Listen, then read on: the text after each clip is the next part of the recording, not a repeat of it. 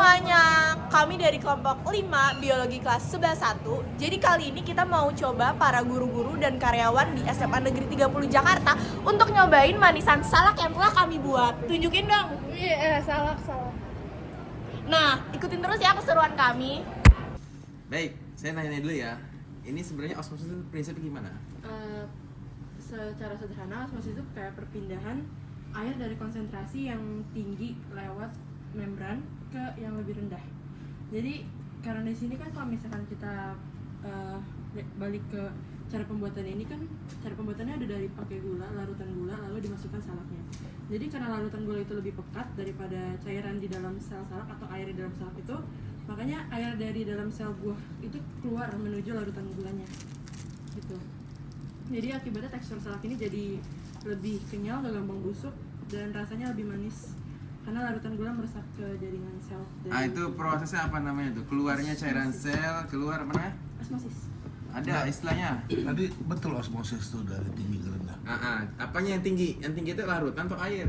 Larutan gulanya. Larutan gula atau air? Tadi saya dengar air. Larutan. Larutan ya. Kalau mau dibalik berarti dari air yang konsentrasinya tinggi ke air yang rendah. Tapi kalau secara larutan konsentrasinya yang benar gimana? Larutan gula. Yang dari rendah ke tinggi atau tinggi ke rendah?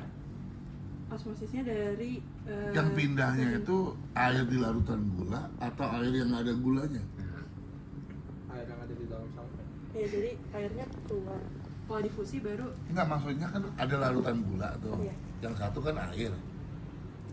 Nah, yang pindah air yang airnya aja atau air yang ada larutan gula? larutan gulanya pindah ke dalam. Sebenarnya prosesnya bisa dua, jadi kayak air dari Enggak, salak. Bapak mau tanya itu dulu. Oh, iya. Yang Oke. pindah Iya, jadi ada dua proses, Pak.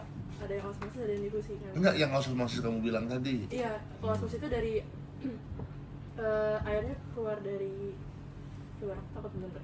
Salah. Ya. Yang lain boleh jawab ya. Iya, Kasihan nih, oh, gimana? Ini gini nih ya. Ini kan ada tabung U nih. Iya. Ini tabung U. Iya, difus air. Nah, ini kan membran. Nah, ini kan air nih. Mana Ini yang- pekat. Mana yang pekat? Anggap itu gula itu. Ini pekat, ini gula. Berarti ini air ya. Itu yang Itu di dalam- encer. di dalam salak tuh kan. Encer. Nah, Iya, itu. salak ya benar. Yang osmosis yang kemana? Yang Yang di ini, dalam sel. yang ini kemari atau yang ini ke sini? Yang ini kemari. Air menuju ke pekat apa air dari yang pekat menuju ke Encer ke pekat. yang encer? Encer ke pekat ya. Dari air sel ke Benar baru ngomong kamu. Dari larutan itu dari air dalam sel salak ke luar. Nah, Ya, gitu. ya gitu ya. Tapi kalau bicara si larutan dari konsentrasi yang rendah kan itu benar kan ke konsentrasi yang tinggi. Tapi kalau bicara air, airnya memang dari yang konsentrasi tinggi ke konsentrasi rendah. Jadi mana dulu ya sudut pandangnya gitu. Sementara air nggak ada konsentrasinya. Konsentrasi ya sebetulnya jumlah zatnya lebih banyak gitu. Nah jadi peristiwa ini menimbulkan si salaknya mengkerut. Mengkerut itu disebutnya adalah nasi. kan ada istilah turgid, ada istilah Krenasi. plasmolisis gitu kan. Plasmolisis ya. Terus produk makanannya apa namanya? Jadi produknya akhirnya salaknya jadi berbuah manis apa kagak nih? Ya. Manis. Ya, dan teksturnya berubah. Oh, berubah. Oke coba. Nah, ini sakit perut. Bapak. Bapak. Kepada sang lambung. Jadi harus makan dulu. Bisa aja Pak. Bisa. Biasanya juga makan mulu ngopis pagi-pagi. Terus nggak apa-apa, karbohidrat kan. Ini saya pakai tangan aja lah ya. Boleh, Pak. Bismillah. Itu Kalau- bagus tuh, tahu semua kan teorinya.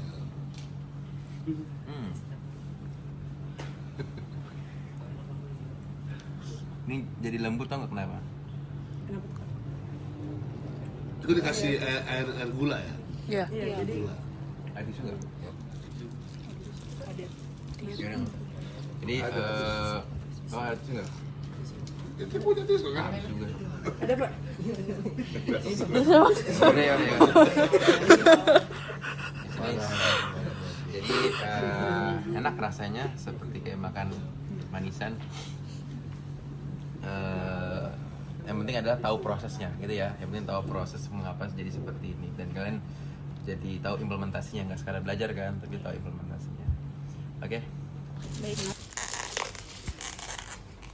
Satu aja ya sebentar. Kenapa? Berapa menit? Enggak lama sih Bu sebenarnya. Oke. Izin saya rekam ya Bapak. Bismillahirrahmanirrahim. Lebih dulu Pak. Enggak.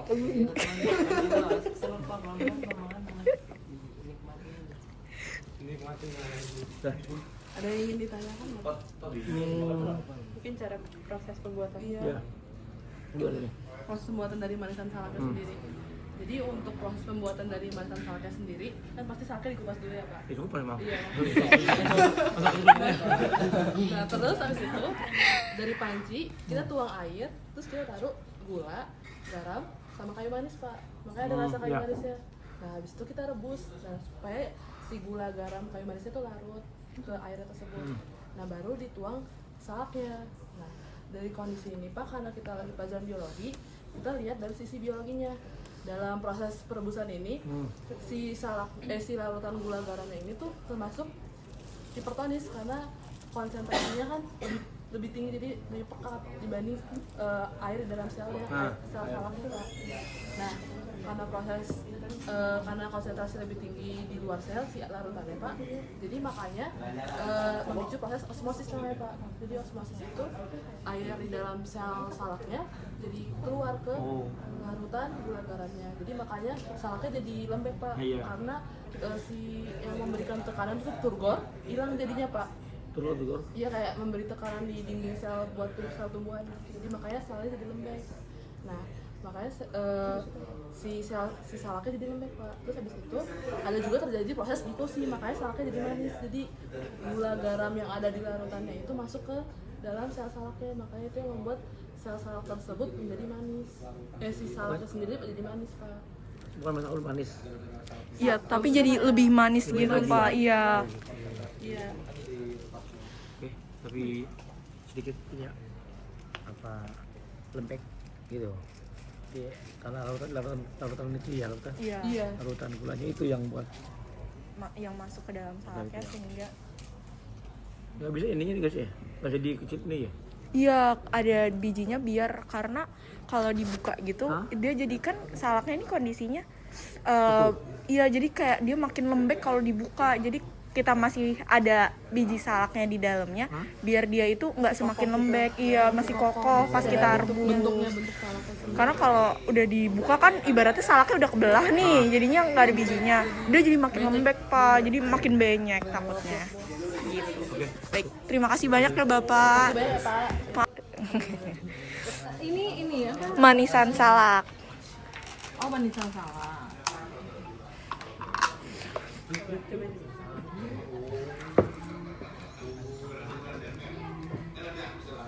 Biasanya kan ini ya. Biasanya udah dibuka nih nggak ada bijinya gitu. Iya. Buka semua. Iya. Ini Cobain. iya. Kenapa nggak kita buka bijinya? Soalnya kalau dibuka dia makin lembek pas nanti proses perebusannya gitu Bu. Jadi kita masih pakai bijinya pas direbus biar kelihatan bentuknya juga. Ini emang begini ya, lembek ya? Iya. Gimana cerita? Nah, dalam proses pembuatannya itu kan kita pertama direbus dulu gitu, air sama gula, garam sama kayu manis. Nah setelah direbus itu beberapa lama kita masukin nih salaknya. Nah proses yang terjadi ketika kita memasukkan salaknya itu nanti ada terjadi proses osmosis. Nah ini osmosis itu apa? Osmosis itu proses ketika larutan konsentrasi tinggi itu ketika sel salaknya itu ditaruh di keadaan yang konsentrasi tinggi itu larutan gulanya. Nah jadi larutan air yang ada di dalam sel salaknya itu keluar gara-gara proses osmosis itu kan soalnya dari air larutan rendah larutan konsentrasi rendah ke konsentrasi tinggi. Nah selain osmosis itu terjadi juga proses yang lainnya, yaitu proses difusi ya. Iya. Itu kan kalau osmosis itu penyebab kenapa salaknya itu jadi lembek. Kalau difusi itu kenapa salaknya itu menjadi manis kan? Manis kan?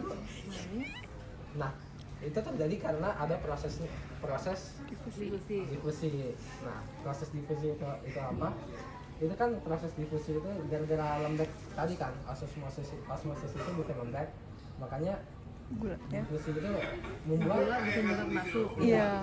molekul gulanya itu masuk ke dalam salaknya. Apakah itu ada pertanyaan lain? Enggak ada. Udah cukup. Terima kasih ya. Kasih. Makasih. Makasih banyak Ibu.